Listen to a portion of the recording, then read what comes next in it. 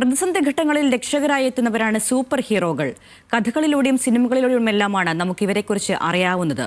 എന്നാൽ യഥാർത്ഥ ജീവിതത്തിൽ തങ്ങളുടെ ആത്മധൈര്യം കൊണ്ട് സൂപ്പർ ഹീറോകളായി മാറിയ രണ്ട് കുട്ടിത്താരങ്ങളെ പരിചയപ്പെടാം.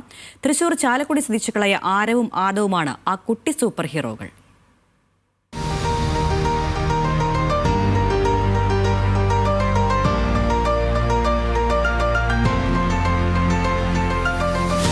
മീൻകൂട്ടങ്ങളെ അടുത്തുനിന്ന് കാണുന്നതിനിടയിലാണ് പാക്കാട്ട് സ്വദേശി ജിഷ്ണുദേവിന്റെയും ബിന്ദിയുടെയും മകൾ അൻവി കാൽ വഴുതി തോട്ടിലേക്ക് വീഴുന്നത്. അച്ഛനും അമ്മയും അറിയാതെയാണ് 5 വയസ്സുകാരിയായ ആദ്യ അനുജത്തിയായ അൻവിയെ തോട്ടുവക്കത്തേക്ക് കൊണ്ടുപോയത്. അൻവി വീണത് കണ്ട ആദ്യ ഭയന്ന് നിലവിളിക്കാൻ തുടങ്ങി. കരച്ചിൽ കേട്ടെത്തിയ ആരവ് ഒന്നും നോക്കിയില്ല, തോട്ടിലേക്ക് ചാടി. തല ചെളിയിൽ മുങ്ങി നിന്ന കുഞ്ഞിനെ പൊക്കിയെടുത്തു. എന്നാൽ കരയിലേക്ക് കയറാനായില്ല. പകച്ചുനിന്ന ആദവിനോട് അവൻ പറഞ്ഞു, "ഒന്ന് പിടിക്കടാ" എന്ന്. ആദവ് കൈനീട്ടി. രണ്ടുപേരും മരണത്തെ മുഖാമുഖം കണ്ട് തിരികെ ജീവിതത്തിലേക്ക്.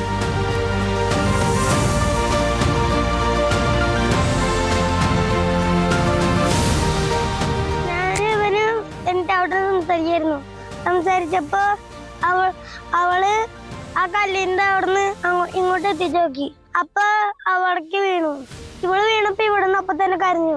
കരഞ്ഞപ്പോ ഞങ്ങള് ഇവിടെ നിന്നിട്ട് പ്രശ്നം നോക്കി ഓടിയെത്തിയപ്പോ വീണെടുക്കണുണ്ട്. അപ്പൊ ഞാൻ പെട്ടെന്ന് തന്നെ ഇവിടുന്ന് ആ തോട്ടിലേക്ക് എടുത്ത് ചാടി. എന്നിട്ട് അവിടെ എടുത്തിട്ട് ഇവന്റെ കൊടുത്തു.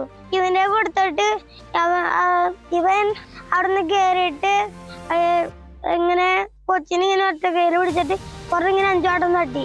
ചാലക്കുടി ചുനക്കരയിലെ പാടശേഖരത്തോട് ചേർന്ന കനാൽ തോട്ടിൽ ചൊവ്വാഴ്ച വൈകിട്ടാണ് അപകടം നടക്കുന്നത്.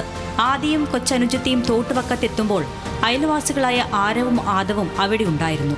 സ്വന്തം ജീവൻ പണയം വെച്ച് 2ാം ക്ലാസ്സുകാരനായ ആരവ് കുഞ്ഞിനെ രക്ഷപ്പെടുത്തിയപ്പോൾ 9 വയസ്സുകാരനായ ആദവാണ് പ്രഥമ ശുശ്രൂഷ നൽകിയത്.